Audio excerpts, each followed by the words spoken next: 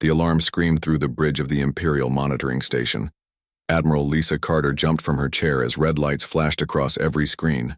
Her coffee cup crashed to the floor, spilling dark liquid across the metal deck. "What is happening?" she shouted over the noise.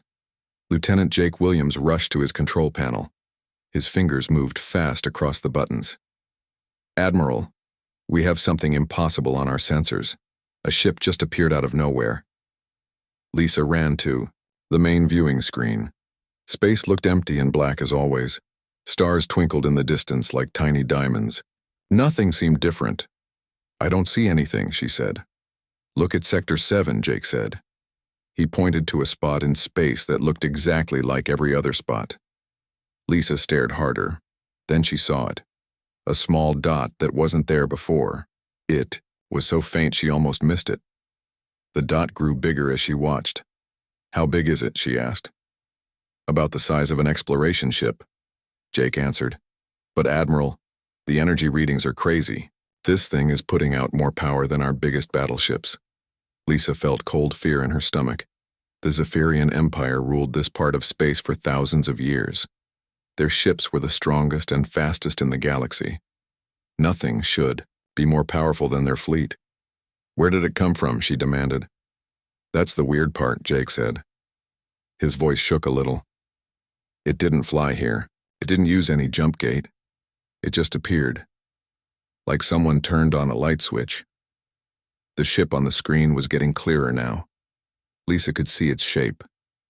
It looked familiar somehow. The design was old and simple compared to Imperial ships, but something about it made her feel strange. "Run a scan on that ship," she ordered. "I want to know everything about it." Jake's hands moved over his controls again. Numbers and letters filled his screen. He stared at them for a long moment. His face went white. "Admiral," he whispered, "this is impossible." "What?" "The computer says this is the UES Horizon, an Earth exploration ship that went missing 15 years ago. Lisa felt like someone punched her in the chest. She knew that name. Every officer in the Empire knew that name. The Horizon had been exploring the far edge of known space when it vanished. The Empire had sent search teams for months but found nothing.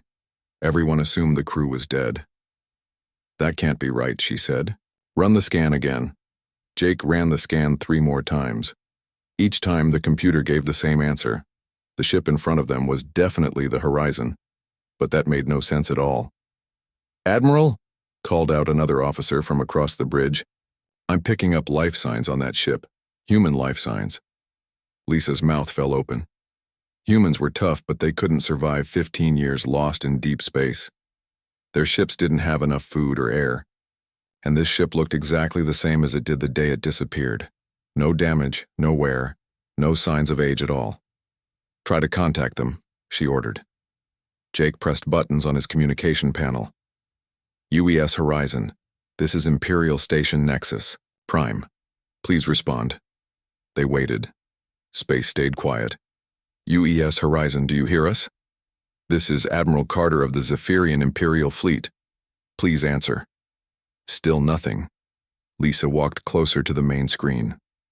The Horizon floated in space like a ghost ship. Its hull had a strange shimmer to it, like heat waves rising from hot ground. But space was cold. There shouldn't be any heat waves. "Admiral," Jake said suddenly, 3 Imperial patrol ships are heading toward the Horizon. They want to investigate." Lisa nodded. "Good. Tell them to be careful." On the screen, she could see 3 small Imperial ships flying toward the mysterious vessel. They moved in perfect formation, their weapons ready but not aimed. The Empire's ships were fast and deadly. Their pilots were the best in the galaxy.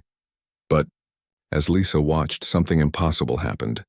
The lead Imperial ship fired a tractor beam at the Horizon. The blue energy beam shot out like a rope of light. It should have grabbed the Earth ship and held it tight. Instead, the beam passed right through the Horizon like it wasn't there at all. "What?" Lisa gasped. The Imperial pilots tried again. All 3 ships fired their tractor beams at once. The beams were bright enough to light up space around them, but they all passed through the Horizon without doing anything. "Admiral," Jake said, His voice was very quiet now. "The horizon is moving." Lisa looked closer. The Earth ship was indeed moving, but not like any ship she had ever seen. It didn't fire engines. It didn't turn or bank like normal ships. It simply slid through space like a fish swimming through water. The three Imperial ships tried to follow, but the horizon moved in ways that didn't make sense. It turned corners that should have been impossible.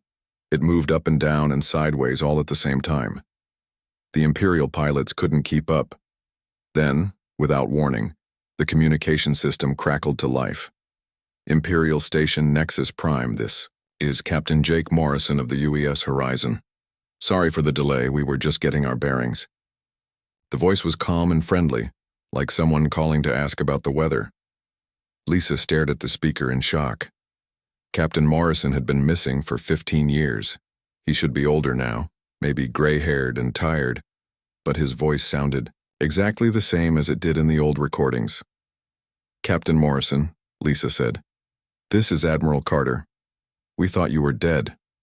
Where have you been?" There was a pause. Then Morrison's voice came back, and Lisa could hear him smiling. "That's a long story, Admiral. We've been learning some new things. Would you like us to come over and talk?" Admiral Lisa Carter stood in the transport bay, waiting for the most important meeting of her life. Next to her stood Commander Ryan Brooks, the Empire's best expert on alien technology. His hands shook as he checked his scanning equipment for the third time. "Are you sure about this, Admiral?" Ryan asked. "We don't know what they might do to us." Lisa looked out the window at the horizon floating nearby. The Earthship still had that strange shimmer around it. Sometimes it looked solid, and sometimes it looked like it might fade away completely. "We have to try," she said. "If they wanted to hurt us, they could have done it already." The transport ship's pilot called out from the front. "Admiral, the horizon is opening its docking bay. They're ready for us." Lisa took a deep breath. She had met aliens from dozens of different worlds, but she had never been this nervous before. These humans had been gone for 15 years. They might not even be human anymore. The transport ship moved slowly toward the horizon. As they got closer, Lisa could see inside the docking bay. It looked normal enough. Clean white walls and bright lights. Nothing scary or strange. But when their ship passed through the opening, something felt different. The air itself seemed to buzz with energy. Lisa's skin tingled like she was standing in a lightning storm. "Admiral," Ryan whispered, "my instruments are going crazy. The energy levels in here are off the charts." The transport ship landed with a soft bump. Lisa heard the hiss of air as the doors opened. She stepped out onto the deck of the horizon and immediately knew something was very wrong. The docking bay was too big. From outside, the horizon looked like a normal exploration ship. But this docking bay was huge. It stretched out in all directions, big enough to hold 20 ships the size of theirs. The walls curved up and up until they disappeared into shadows far above. "This is impossible," Ryan said. He spun around in circles, staring at everything. "This ship can't be this big inside." A door opened in the far wall, and 3 people walked toward them. Lisa recognized Captain Jake Morrison from his old photos, but something was different about him. He moved with perfect confidence, like he owned the entire galaxy. His eyes were bright and alert, but they seemed to hold secrets. Next to him walked a woman with short red hair. She wore the uniform of an Earth engineer, but it looked brand new. Behind them came a tall man with dark skin and calm eyes. "Admiral Carter," Captain Morrison said with a warm smile. "Welcome aboard the Horizon. I'm glad you could make it." Lisa stared at him. He looked exactly the same as he did 15 years ago. Not older, not tired. If anything, he looked healthier and stronger than before. "Captain Morrison," she said, "we need to talk. The entire Empire wants to know where you've been." "Of course," Morrison said. "This is my chief engineer, Kate Miller, and my science officer, Chris Taylor. Why don't we go to the meeting room?" They walked through corridors that seemed to stretch on forever. Lisa tried to count the doors they passed but gave up after 50. The ship was like a maze that went on and on. "Captain," she said, "your ship seems much larger than it should be." Kate Miller laughed. It was a happy sound that echoed strangely in the long hallway. Admiral, size is just a matter of perspective. We learned that from the architects. The architects? Ryan asked. Who are they? The beings who taught us, Chris Taylor said simply. They showed us how to think about space and time in new ways. They entered a meeting room with a long table and comfortable chairs. But Lisa noticed that the room had no corners. The walls curved in impossible ways that made her eyes hurt if she looked too closely. Please sit down, Morrison said. Would you like some coffee? Kate makes the best coffee in the galaxy now. Lisa sat down carefully. The chair felt normal, enough. Captain, we need answers. You've been missing for 15 years, your ship appears unchanged, and now you're showing technology that our best scientists can't understand. Morrison nodded. I know it's confusing. We were confused too at first. Where have you been? Lisa demanded. That's hard to explain, Morrison said. We were exploring the edge of known space when we found something, a structure that shouldn't exist. It was bigger than a planet but lighter than air. When we got close to examine it, everything changed. Kate Miller reached into her pocket and pulled out what looked like a small metal cube. She set it on the table and touched one side. The cube began to glow and expand. It grew bigger and bigger until it was the size of a basketball. Ryan jumped back from the table. What is that thing? Just matter, Kate said. I'm rearranging the atoms to make it bigger. It's not hard once you understand how everything connects. She touched the cube again, and it shrank back to its original size. Then she picked it up and squeezed it in her hand. When she opened her fingers, the metal had turned into a beautiful flower made of silver. That's impossible, Ryan whispered. No, Chris Taylor said gently. It's just different from what you're used to. The architects taught us that matter and energy are much more flexible than most people think. Lisa felt her world falling apart. The Empire's power came from having the best technology, but these humans were doing things that made Imperial science look like cave paintings. What do the architects want? She asked. Morrison's face became serious. They don't want anything from us. They're trying to help. Admiral, there's something coming. Something that will change everything in this galaxy. The architects have seen it happen before, in other parts of the universe. What kind of something? Lisa asked, though she wasn't sure she wanted to know. A shift in the basic laws of physics, Morrison said. When it happens, all the technology that civilizations depend on will stop working. Ships will die in space. Planets will become uninhabitable. Most species won't survive. Ryan laughed nervously. That sounds like science fiction. Kate Miller stood up and walked to the wall. She pressed her hand against it, and suddenly the wall became transparent. Through it, Lisa could see stars and nebulae that looked normal. But at the edges of the view, space itself seemed to ripple and bend. It's already starting, Kate said quietly. The changes are small now, but they're growing. The architects estimate we have maybe 50 years before it reaches critical levels. Lisa stared at the rippling space. What does this have to do with humanity? The architects have been watching many species, Morrison explained. Most are too rigid in their thinking. They can't adapt to new physics, but humans are different. We're flexible. We can learn new ways of existing. So they chose you, Lisa said.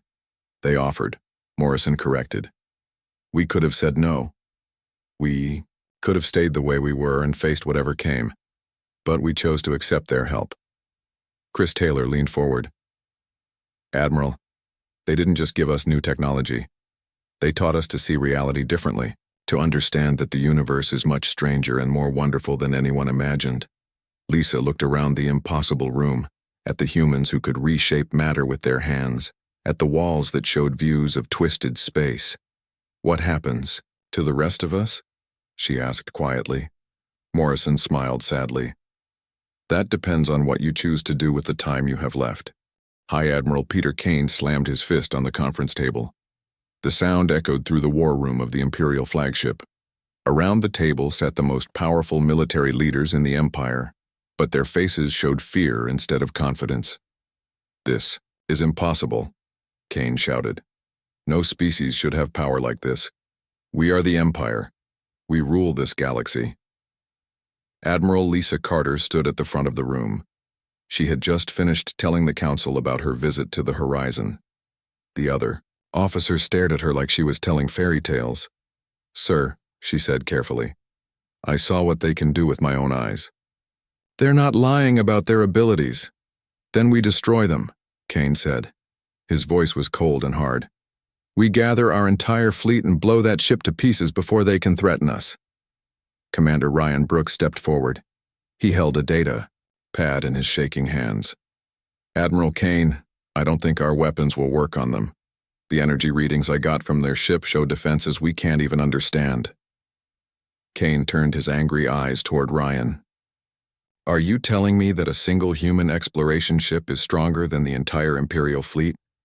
I'm telling you that they exist in ways our physics can't explain, Ryan said. It would be like trying to shoot at a ghost. In the corner of the room, Dr. Amy Foster cleared her throat. She was the Empire's expert on dealing with new species. Her job was to figure out how to negotiate with aliens, or how to defeat them. May I speak? She asked. Kane waved his hand. Go ahead, Doctor. Amy stood up and walked to the center of the room. I've been thinking about what Admiral Carter told us. These humans don't act like conquerors. They didn't attack our ships. They didn't make demands, they just offered to talk. So what? Kane snapped. So maybe they're telling the truth, Amy said. Maybe they really are trying to help. Kane laughed, but it wasn't a happy sound. Help? By showing us that everything we've built is worthless? By proving that humans are stronger than the empire that has ruled for thousands of years? Amy nodded. Yes, that's exactly what I think they're doing. The room fell silent. Kane's face turned red with anger. Doctor, he said slowly, are you suggesting that we ask these humans for help? That the mighty empire should bow down to primitives from Earth? I'm suggesting that we listen to them, Amy replied. Because if they're right about what's coming, we don't have much choice. Meanwhile, on the horizon, Captain Jake Morrison stood in the ship's observation deck. He looked out at the Imperial fleet that had gathered around them. Dozens of massive warships floated in perfect formation. There, weapons were aimed at his small ship. Engineer Kate Miller joined him at the window. They're scared, she said. Morrison nodded. I understand why. We would have been scared too, before we met the architects. Should we leave? Kate asked. We could phase shift away from here. They couldn't follow us. No, Morrison said. The architects told us this would happen. Some species fight change instead of accepting it, but we have to keep trying. Science Officer Chris Taylor walked up behind them. He carried a small device that looked like a crystal sphere. Inside the sphere, tiny lights moved in complex patterns. Captain, he said, I'm picking up the distortions at the edge of the system. The changes are spreading faster than we expected. Morrison took the device and looked at the dancing lights. Each light represented a star system where the basic laws of physics were starting to shift. There were more lights than there had been yesterday. How long do we have? He asked. Maybe 30 years instead of 50, Chris said quietly. The cascade effect is accelerating. Kate touched the window with her finger. Where she touched, ripples spread across the glass like waves in water. Through the ripples, they could see the Imperial ships more clearly. The crews inside looked tiny and fragile. They don't know, she said sadly. They don't know that all their weapons and armor won't matter soon. Back on the Imperial flagship, Kane was giving orders to his fleet commanders. I want every ship in attack formation. We're going to show these humans what happens when they threaten the Empire. Sir, Admiral Carter said. What if they really can't be hurt by our weapons? Then we'll find weapons that can hurt them, Kane replied. Ready all quantum torpedoes. Charge the main cannons. If diplomacy won't work, we'll try force. Dr. Foster stepped in front of Kane.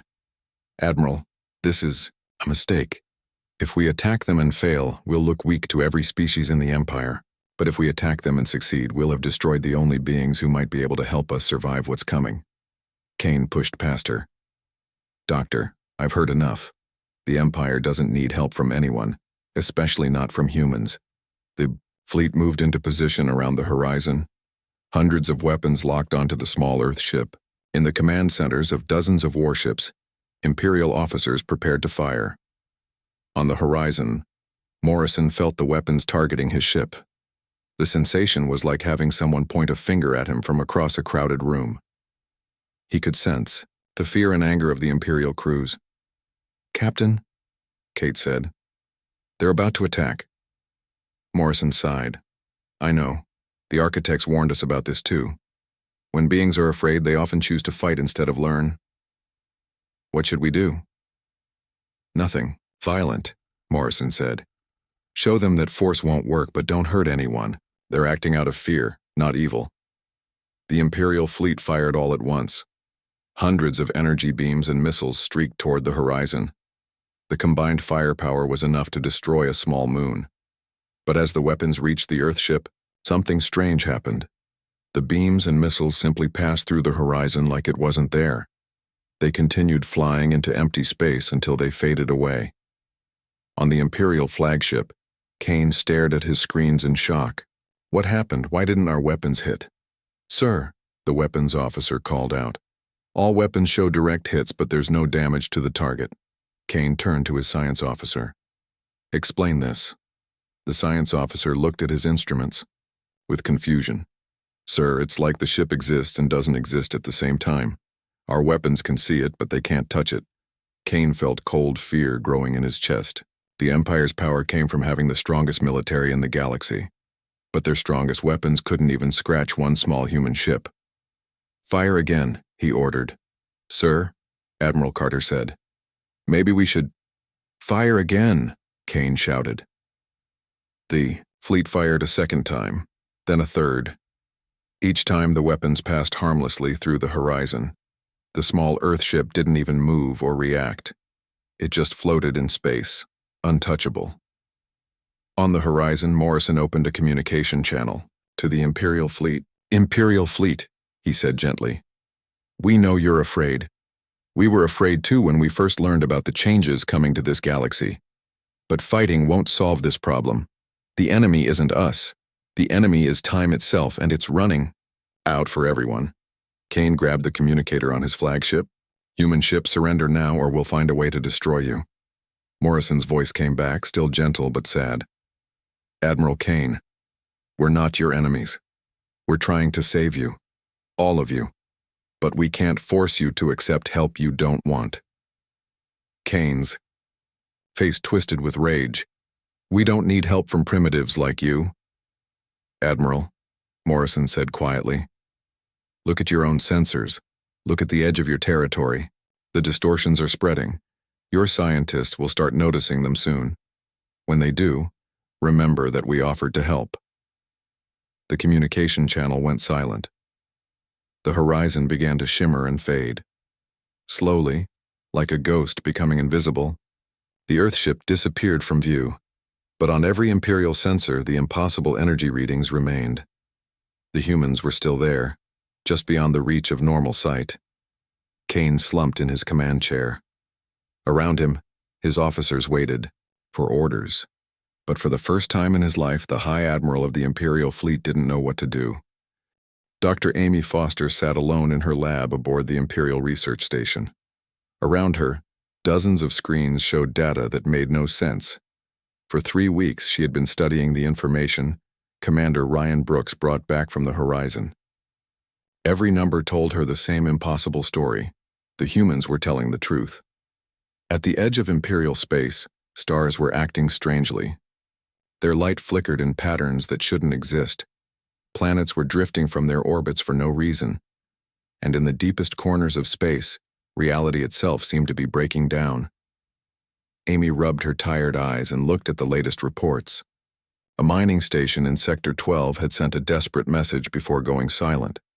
The workers said their equipment had stopped working, not because it was broken, but because the metals in their tools had forgotten how to be solid. She picked up her communicator and called Admiral Lisa Carter. "Admiral," she said when Lisa answered, "I need to speak with you privately. It's about the humans." "I'll be right there." Lisa replied. 20 minutes later, Lisa walked into Amy's lab. She looked tired and worried. The stress of the past few weeks had aged her face. "What have you found?" Lisa asked. Amy gestured to the screens around them. "The distortions are real. The changes are happening faster than the humans predicted. We have maybe 20 years, not 30. Lisa sat down heavily, in a chair. "Are you certain?" "I've checked the data 50 times, Amy said. "I've had our best scientists verify every measurement. The basic laws of physics are shifting, just like Captain Morrison said they would." Lisa stared at the screens showing the impossible data. "What does this mean for the Empire?" "It means we're going to die," Amy said quietly. "All of us. Our technology depends on the current laws of physics. When those laws change, our ships will stop working. Our weapons will be useless. Our planets will become uninhabitable. But the humans survived," Lisa said. "They learned to adapt." Amy nodded. "With help from the architects. But High Admiral Kane refuses to even consider accepting help from them. Meanwhile, in the deep space beyond Imperial territory, the horizon floated in a region where stars looked different. Here, space twisted in ways that would have driven normal humans insane. But the crew of the Horizon saw the twisted space as beautiful, like a cosmic dance. Captain Jake Morrison stood in the ship's main laboratory with his science officer, Chris Taylor. Between them floated a holographic map of the galaxy. Red dots marked the areas where the changes were spreading. "It's accelerating," Chris said. "The cascade effect is building momentum." Morrison touched one of the red dots, and the image zoomed in to show a star system in chaos. Planets spun wildly through space. The star itself pulsed with unnatural colors. "Any life in that system?" Morrison asked. "There was," Chris replied sadly. "A small colony of traders. They're gone now." Morrison felt the weight of billions of lives on his shoulders. The architects had shown him glimpses of what was coming.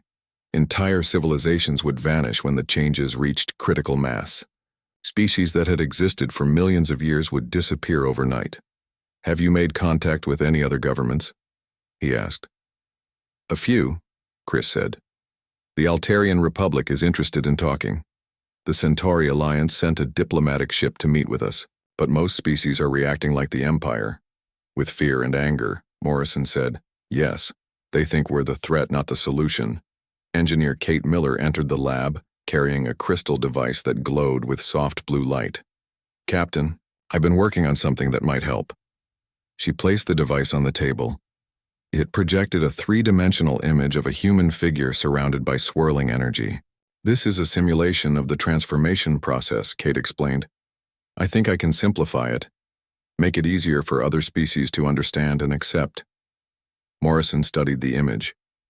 The transformation that the architects had given them was complex and frightening. It required letting go of everything a person thought they knew about reality. Most beings couldn't handle that level of change. "Can you make it gradual?" he asked. "Maybe," Kate said. "Instead of one big change, we could do it in small steps. Let people adapt slowly." Chris touched the hologram, and it shifted to show different stages of transformation. The architects might allow this. They want to save as many species as possible. Back on the Imperial Research Station, Amy Foster was showing Lisa Carter the latest data when alarms began sounding throughout the station.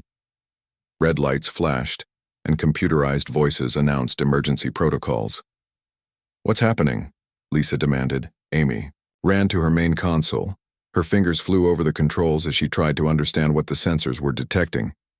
"Admiral," she said with panic in her voice. "Something's wrong with the Nexus system. The distortions are spreading faster than ever." On the screen, they watched as the Nexus system's star began to pulse with impossible colors. The planets around it started moving in ways that defied gravity. And at the edge of the system, space itself seemed to be folding in on itself. "How long until it reaches us?" Lisa asked. Amy calculated quickly. "At this rate, maybe 6 months." Lisa felt her blood turn to ice. The Nexus system was only 50 light-years from the Imperial homeworld. If the distortions reached that far, the heart of the Empire would be destroyed. "We need to contact the humans," she said. "High Admiral Kane will never allow it," Amy replied. "Then we'll do it without his permission," Lisa said firmly. Dr. Foster looked surprised. "Admiral, that would be treason." "What's the alternative?" Lisa asked. "Let billions of people die because Kane is too proud to ask for help?" Amy thought about all the data she had seen, all the impossible changes spreading through space, all the civilizations that would be lost forever. "I'll help you," she said. 2 hours later, Lisa sat in a small communications room in the deepest part of the research station. Amy had modified the transmitter to send a signal that Imperial monitors wouldn't detect. They were taking a huge risk, but they had no choice. "UES Horizon, this is Admiral Lisa Carter. Please respond." The reply came instantly, as if Captain Morrison had been waiting for her call. "Admiral Carter, this is Morrison. We've been hoping you would contact us. Captain, I need to know the truth. Can you really help us? Can you save the Empire?" Morrison's voice was gentle but honest. "We can try, Admiral, but it won't be easy. The transformation isn't just about changing your technology. It's about changing how you think about existence itself. What would we have to do?" "Accept that everything you think you know about reality is wrong," Morrison said. "Accept that the universe is stranger and more wonderful than your science can explain, and accept that survival is more important than pride." Lisa closed her eyes. She thought about her family on the Imperial homeworld. She thought about the billions of people who would die if the distortions reached them. "How do we start?" she asked. "We come to you," Morrison said. "But Admiral, you need to understand something. Once we begin this process, there's no going back. The beings you become will still be you, but you'll see reality in ways that will seem impossible now." "Will we still be human? Will we still be ourselves?" Morrison paused before answering. "You'll be more than human, Admiral. You'll be what humans can become when they stop limiting themselves." Lisa looked at Amy, who nodded encouragingly. "Captain Morrison," Lisa said, "on behalf of everyone who wants to live, I accept your offer." "We'll be there in 3 days," Morrison replied. "And Admiral, tell your people not to be afraid. The architects chose humanity for a reason. We're going to make sure that reason includes everyone who's willing to learn." The communication ended, leaving Lisa and Amy alone in the small room. Outside, the Empire continued its preparations for a war they couldn't win against an enemy they couldn't understand. But in the darkness of space, hope was coming. The horizon appeared above the Imperial Research Station like a ghost ship, becoming solid.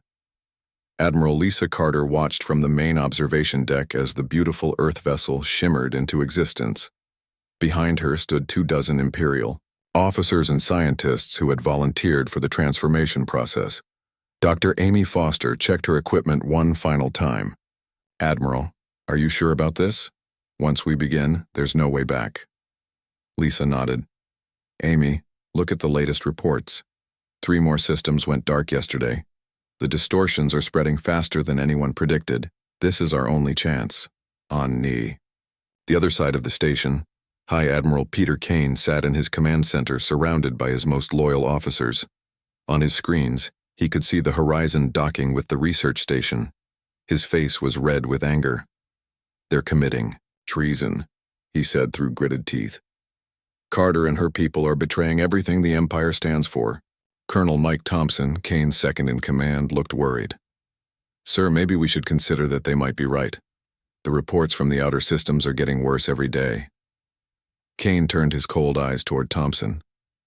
"Colonel, are you suggesting that I was wrong to refuse help from humans?" Thompson swallowed hard. "Sir, I'm suggesting that maybe being wrong is better than being dead." Kane stood up from his chair. "No. I won't let the Empire fall to aliens even if those aliens used to be human. Prepare the fleet for attack." "Sir," Thompson said, "our weapons don't work on their ship." "Then we'll destroy the research station," Kane replied. "If we can't stop the humans directly, we'll make sure they can't corrupt any more of our people." Aboard the research station, Captain Jake Morrison walked through the corridors with Admiral Carter and her team. The Imperial officers stared at him with a mixture of fear and hope. He looked so normal, so human, but they all knew he possessed power beyond their understanding. "Captain," Lisa said, "how long does the transformation take?" "That depends on the person," Morrison replied. "Some people accept the changes quickly, others fight them. The more you resist, the longer and more painful it becomes." They entered a large chamber that had been cleared for the procedure. In the center of the room stood engineer Kate Miller and science officer Chris Taylor. Between them floated a device that looked like a sphere made of pure light. "This is the transformation matrix," Kate explained. "The architects designed it to help other species adapt to the new physics. It will change your bodies and minds to work with reality as it truly is, not as you think it should be." Dr. Foster stepped forward. "Will it hurt?" Chris smiled gently. "No more than learning to see hurts a person born blind. It might be overwhelming at first, but not painful." One of the Imperial scientists, a young woman named Dr. Sarah Kim, raised her hand. "What if we change our minds? What if we decide we don't want this?" Morrison's expression became serious. "Doctor, in about 2 years, maybe less, the changes in physics will reach this part of space. When that happens, every person who hasn't been transformed will die. Not from violence or disease, but because their bodies won't be able to exist in the new reality. So we don't really have a choice," Lisa said. "You always have a choice," Morrison replied. "But some choices lead to survival, and others lead to extinction." Kate activated the transformation matrix. The sphere of light began to pulse with colors that had no names. As it pulsed, the air in the room filled with energy that made everyone's skin tingle. "Who wants to go first?" Morrison asked. Lisa stepped forward without hesitation. "I will." She walked toward the glowing sphere. As she got closer, she felt strange sensations in her mind. It was like trying to remember a dream that was just beyond reach. The sphere seemed to be calling to something deep inside her. "Just relax," Kate said. "Let the matrix do its work. Don't fight the changes." Lisa reached out and touched the sphere. Immediately, light flowed into her body like warm water. She felt her consciousness expanding, growing beyond the boundaries of her physical form. For a moment, she could see the entire galaxy as if it were a small model on a table. The sensation was overwhelming but wonderful. She could feel the cosmic changes spreading through space like ripples in a pond. She could sense the fear and confusion of billions of beings who didn't understand what was happening to their universe. When the light faded, Lisa opened her eyes. Everything looked different. Colors were brighter and more complex. She could see energy patterns flowing through the walls and floors. Most amazing of all, she could feel the thoughts and emotions of everyone around her. "How do you feel?" Morrison asked. Lisa looked at her hands. They appeared normal, but she could sense the atomic structure of her own flesh. With a thought, she made her skin glow with soft blue light. "I feel more," she said with wonder. "Like I was only half alive before." One by one, the other Imperial officers stepped forward to undergo the transformation. Each person experienced it differently, but all emerged changed in fundamental ways. They were still themselves, but enhanced beyond anything they had thought possible. Meanwhile, Kane's fleet was moving toward the research station. Dozens of Imperial warships had surrounded the facility, their weapons charged and ready. "Admiral Carter," Kane's voice came over the communication system. "You have 10 minutes to surrender. After that, we will destroy the station and everyone on it." Morrison opened a channel to respond. "Admiral Kane, you're making a terrible mistake. We're trying to save your people." "I don't need salvation from humans," Kane replied. "I'd rather die as an Imperial officer than live as something else." "What about your crew?" Morrison asked. "What about the billions of people in the Empire? Don't they deserve a chance to survive?" Kane's voice was cold and final. "They deserve to die with honor rather than live in shame." The transformed Imperial officers gathered around Morrison. Lisa could feel their new abilities awakening. They were no longer limited by the old laws of physics. "Captain," she said, We can't let him destroy this station. There are too many innocent people here. Morrison nodded sadly. I know, but we won't fight him with violence. There's been enough death in this galaxy. He walked to the center of the chamber and raised his hand. The other transformed humans joined him, along with Lisa and her team. Together, they reached out with their enhanced consciousness and touched every mind in Kane's fleet. They didn't force anything. They simply showed the Imperial crews what was coming. They let them see the cosmic changes spreading through space. They showed them the empty star systems where entire civilizations had already been lost. Most importantly, they showed them hope. They revealed that survival was possible, that the changes didn't have to mean death. Aboard Kane's flagship, the crew suddenly understood what was happening to their universe. They saw the truth that their leaders had been hiding from them. Many began to weep as they realized how close they had come to destroying their only chance of survival. Sir, Colonel Thompson said to Kane, we can't do this. The humans are right. We need their help. Kane looked around at his officers. In their eyes, he saw knowledge that he didn't possess. They had seen something that changed everything they believed. Sir, his weapons officer said quietly, I can't fire on the station. Those people are trying to save us. Kane felt his world crashing down around him. For his entire life, he had believed in the superiority of the Empire. Now he was being told that everything he fought for was meaningless. Stand down weapons, he said finally. His voice sounded tired and old. Over the next several days, thousands of Imperial citizens came to the research station to undergo transformation. The process was voluntary, but as word spread about what was coming, more and more people chose to accept the change. Not everyone made that choice. Kane and some of his most loyal followers refused the transformation. They gathered on a remote planet at the edge of Imperial space to wait for the end. Captain Morrison visited them one last time before the cosmic changes reached their world. Admiral, he said to Kane, it's not too late. We can still save you. Kane sat in his command chair looking older and more frail than ever. Captain, I've spent my life serving the Empire. I won't abandon it now, even if it means dying with it. Morrison felt deep sadness for the proud old man. The Empire doesn't have to die, Admiral. It can evolve into something better. No, Kane said firmly. What you're offering isn't the Empire anymore. It's something else entirely. Morrison nodded with understanding. Then we'll remember you as you were, heroes who chose to face the end with courage. As Morrison left the planet, he looked back one last time at the Imperial officers who had chosen death over change. He understood their decision, even if he couldn't agree with it. 6 months later, the cosmic changes reached the heart of Imperial space. The transformed humans watched from their enhanced ships as reality shifted around them. Stars changed color. Planets moved in impossible ways. The very fabric of space twisted into new patterns.